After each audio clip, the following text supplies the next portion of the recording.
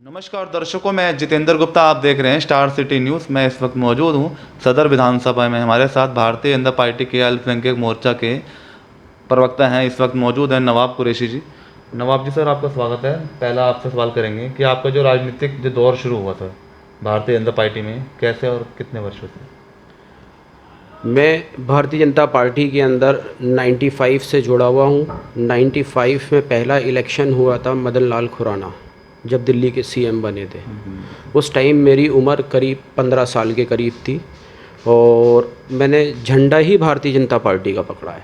तो कैसे आपके मन में विचार आया था राजनीति में जुड़ने का? राजनीति में जुड़ने का सिर्फ एक यही रीज़न है कि मैं जब अपने इलाके का और अपने पूरी दिल्ली का जब मैं हाल देखता था माइनॉरिटीज़ का, जी सर। तो माइनॉरिटीज़ बहुत बुरे हाल के अंदर है दिल्ली के अंदर। तो मेरा सिर्फ एक यही था कि दिल्ली माइनॉरिटीज़ को कैसे डेवलप किया जाए, माइनॉरिटीज़ की कैसे मदद की जाए।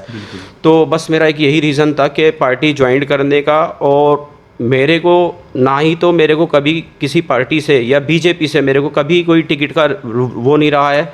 और मैं करीब करीब 95 से इंडिविजुअल ही भारतीय जनता पार्टी के अंदर काम कर रहा हूँ।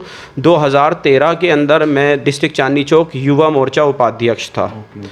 2013 के बाद मुझे पार्टी ने कभी कोई जिम्मेदारी नहीं दी, लेकिन फिर भी मैंने पार्टी का काम, संगठन का काम पूरी जिम्मेदारी के साथ किया। तो जैसे अभी आपको सर अल्पसंख्यक मोर्चा दिल्ली प्रदेश का प्रवक्ता बनाया है जी, तो इस पद को आप आगे क्या करना चाहते हैं, अपनी रणनीति को इस बारे में बताएं। मैं भारतीय जनता पार्टी के वरिष्ठ नेताओं से, वरिष्ठ लीडरों से अपने कहना चाहूँगा कि मैं दिल्ली भारतीय जनता पार्टी से जुड़ा हूँ सिर्फ माइनॉरिटीज़ को लेकर। मैं चाहता हूँ कि दिल्ली के अंदर जितनी भी माइनॉरिटीज़ है, इस जैसे कि सपोज़ कीजिए लोग कारोबार से परेशान हैं, एजुकेशन से परेशान हैं, तो मैं चाहता हूँ कि हमारे जो वरिष्ठ लीडर हैं माइनॉरिटीज़ के ऊपर गौर करें और माइनॉरिटीज़ को डेवलप करें दिल्ली के अंदर। अच्छा नवाब भाई, इस कोरोना संकट के दौरान कोई आपकी सेवा रही अपने क्षेत्र में? जी जी, बिल्कुल बिल्कुल। कोरोना फर्स्ट लॉकडाउन के अंदर हम लोगों ने, हमारे पूरे ग्रुप ने कोरोना काल के अंदर हमने करीब करीब फर्स्ट लॉकडाउन में 2,500 से 3,000 लोगों को राशन डिस्ट्रीब्यूट किया।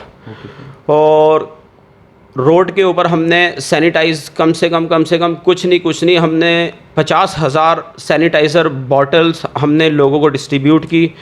कम से कम 1 लाख के करीब हमने मास्क डिस्ट्रीब्यूट किए लोगों को, कि लोग जो हैं इस कोरोना वायरस से किसी तरह से सेफ रहें।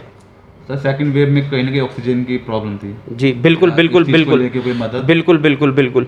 अब आ जाते हैं हम सेकंड लॉकडाउन के अंदर। सेकंड लॉकडाउन के अंदर कि जैसे कि सपोज़ कीजिए लॉकडाउन लगा हुआ था, जो मिडिल क्लास था और जो लोअर क्लास था। मिडिल क्लास तो एक तरीके से फर्स्ट लॉकडाउन को according to first and second lockdown, तो मिडिल क्लास तो बिल्कुल मर चुका था, राइट, क्योंकि उसके पास कोई जो सेविंग थी फर्स्ट लॉकडाउन के अंदर उसकी ख़त्म हो चुकी। सेकंड लॉकडाउन के अंदर क्या नाम है इसका, बिल्कुल रोड पर आ गए। कारोबार नहीं था उन लोगों का, घर के खर्चे भी पता नहीं किस किस तरह से उन लोगों ने अपने चलाए हैं। अपने स्टेटस को मेंटेन रखने के लिए उन्होंने, दुनिया को दिखाने के लिए, कहीं किसी से ब्याज पे पैसा उठाया, कहीं किसी से उधार लिया। इस तरीके से लोगों ने अपनी लाइफ को चलाया है। और हम लोगों ने सेकंड लॉकडाउन के अंदर करीब करीब 5,000 फैमिलीज़ को हमने राशन डिस्ट्रीब्यूट किया है। और करीब करीब जैसे कि सपोज़ कीजिए कि ऑक्सीजन की बहुत महामारी चल रही थी पूरे देश में ही, और दिल्ली के अंदर तो ख़ास तौर से इस निकम्मी सरकार, केजरीवाल सरकार ने समझ लो दिल्ली की जनता को लावारिस छोड़ दिया था। ये सब लोग जो है क्या नाम है आइसोलेट हो गए, अपने घरों के अंदर आइसोलेट हो गए, और पब्लिक को समझ लो मरने के लिए इन्होंने रोड पर छोड़ दिया। जब हम दिल्ली की पब्लिक को देखा करते थे तो हमारा मन रोता था कि ये दिल्ली सरकार क्या कर रही है इन गरीब जनता के, मासूम जनता के साथ दिल्ली की।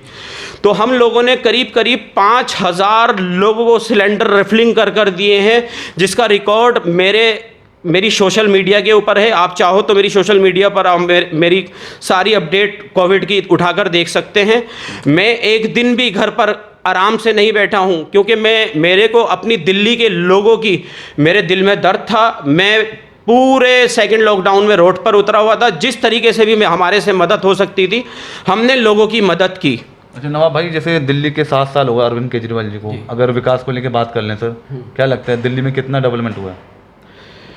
विकास नाम तो एक तरफ रख दीजिए आप, विकास कहते किसको हैं पहले तो आप ये बताइए मुझे। सर विकास वो जैसे कि वो बता रहा है कि हमने पानी, बिजली, शिक्षा, स्वास्थ्य को लेके हमने काम किया दिल्ली में, जो आम जनता की जो ज़रूरतें हैं हमने पूरी की हैं सर। जैसे कि सपोज़ कीजिए आप आ जाओ पानी के ऊपर, आप आ जाइए लाइट के ऊपर, आप आ जाइए साफ़ सफाई के ऊपर, और आज भी इलेक्ट्रिक वायर हमारे सरों के ऊपर टंगी हुई होती हैं। आप बहुत बुरा हाल है दिल्ली का, अगर आप देखिए कि हर गली आज भी देखा जाएंगे, जैसे कि सपोज़ कीजिए सदर ब्लॉक के अंदर और वो सदर विधानसभा में और डिप्टीगंज क्या नाम है मंडल के अंदर, आज भी गलियां जो हैं हमारी अंधेरे के अंदर गुजी हुई हैं। तो सपोज़ कीजिए जैसे कि पानी है, बिजली है, सफाई है और नाले हैं और ये सीवर लाइन है, वाटर लाइन है, ये विकास नहीं है, ये हमारी रोज़मर्रा की ज़िंदगी की ज़रूरतें हैं।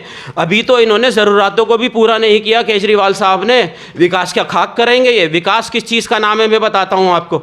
इन्होंने दिल्ली के अंदर कोई नए कॉलेजेस बनाए? नहीं बनाए। दिल्ली के अंदर कोई नए स्कूल बनाए? नहीं बनाए। दिल्ली के अंदर कोई नया पुल बनाया केजरीवाल ने? नहीं बनाया। दिल्ली के अंदर कोई सपोज़ कीजिए कोई नए पार्क बनाए? नहीं बनाए। दिल्ली के अंदर कोई बैंकेट हॉल बनाया? नहीं बनाया। इसको कहते हैं विकास। वो जो आप पिछले टाइम में अभी कह रहे थे आपके क्या नाम है इसका, बिजली, पानी, सफाई वफाई, ये हमारी रोज़मर्रा की ज़िंदगी की ज़रूरतें हैं। ज़रूरतें ही पूरी नहीं हुई अभी तक, हमारी विकास का खाक करेंगे? दिल्ली का विनाश कर दिया है केजरीवाल जी ने। आज देख रहे हो पूरी दिल्ली पानी के अंदर डूबी हुई है, और शर्म आती है मुझे। हमारा इंटरनेशनल एयरपोर्ट देखिए जाकर आप, वहाँ 3-3 फुट पानी भरा हुआ है। केजरीवाल जी शर्म कीजिए, शर्म कीजिए, दिल्ली की मासूम जनता के ऊपर रहम कीजिए आप। तो इस बार क्या लग रहा है, एमसीडी चुनाव नज़दीक हैं 2022 में, लगभग कुछ समय रह गया है, जो 15 साल से दिल्ली में आपकी भाजपा है, क्या इस बार संघर्ष कंपटीशन रहेगा 2022 में?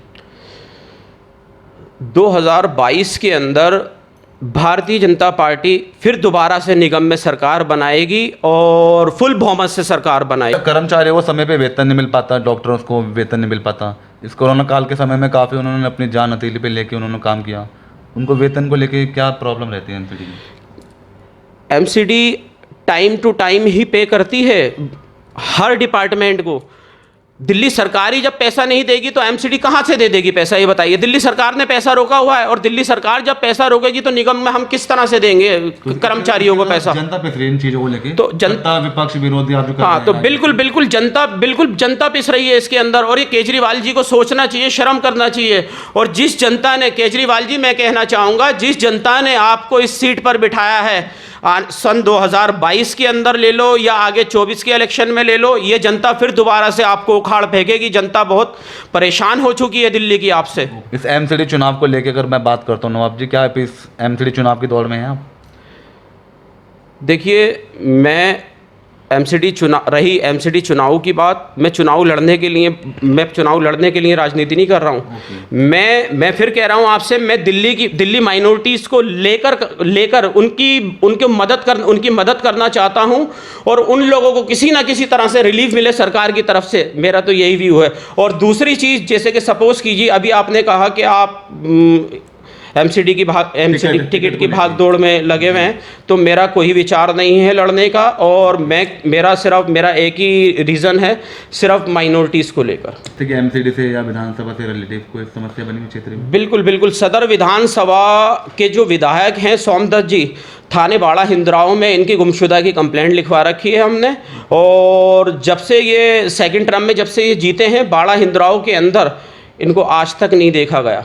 आज़ाद मार्केट देखिए, पूरा आज़ाद मार्केट चौक पानी में डूबा रहता है। वो बारिश को लेकर नहीं, बरसातों को लेकर नहीं, मैं आम दिनों की भी बात कर रहा हूँ। और अभी जाइए, अभी आप विजिट कीजिए, पूरा आज़ाद मार्केट रोड टूटा हुआ है, पहाड़ी दिरज रोड पूरा डैमेज हुआ है। ये समझ लिए सीवर लाइन फुल हुए में, सीवर लाइन, वाटर लाइन, ये समझ लो हर तरीके की दिक्कत है इनसे। अच्छा नवाब भाई, एक सवाल और कर लेता हूँ। जैसे कि माननीय प्रधानमंत्री जी मोदी जी जो मुफ्त वैक्सीनेशन को लेकर जो इन्होंने एक ड्राइव चलाई हुई, क्या इस चीज़ को लेकर भी आप लोगों को जागरूक कर रहे हैं? बिल्कुल जागरूक कर रहे हैं, और 130-135 करोड़ की आबादी वाले देश में प्रधानमंत्री जी ने कल तक की डेट के अंदर 75 करोड़ लोगों को वैक्सीनेशन हो चुकी है। ओके, क्या इस चीज़ को लेकर आपकी भी भागीदारी क्षेत्र में? बिल्कुल, हम लोगों के अंदर अवेयरनेस पैदा कर रहे हैं कि ये वैक्सीनेशन लगवाइए आप और बीमारी से मुफ्त होइए। तो दिल्ली में क्या लगता है, जो पहले की जो सेकेंड वेव की जो व्यवस्था खराब थी सर, आने वाली व्यवस्था क्या रहेगी दिल्ली की? ये तो केजरीवाल बताएंगे, मुख्यमंत्री जी ये बताएंगे। तो मुख्यमंत्री जी बताएंगे, क्योंकि मुख्यमंत्री जी ने सेकंड लॉकडाउन के अंदर लोग ऑक्सीजन से मर रहे थे और केजरीवाल जी अपने निवास के ऊपर आराम कर रहे थे आइसोलेट और होकर। केंद्र की क्या भूमिका रहेगी? क्या दिल्ली सरकार काम करे ना करे, केंद्र दिल्ली के अंदर फर्स्ट लॉकडाउन में भी काम किया केंद्र ने, सेकंड लॉकडाउन में भी काम किया, और इंशाअल्लाह रहमान मुझे उम्मीद है केंद्र सरकार फिर दोबारा, वैसे तो भगवान ना करे थर्ड वेव आए इंडिया के अंदर, थर्ड वेव आती है तो उसकी पूरी तैयारी है, भारतीय जनता पार्टी ने पूरी तैयारी की हुई है। धन्यवाद सर।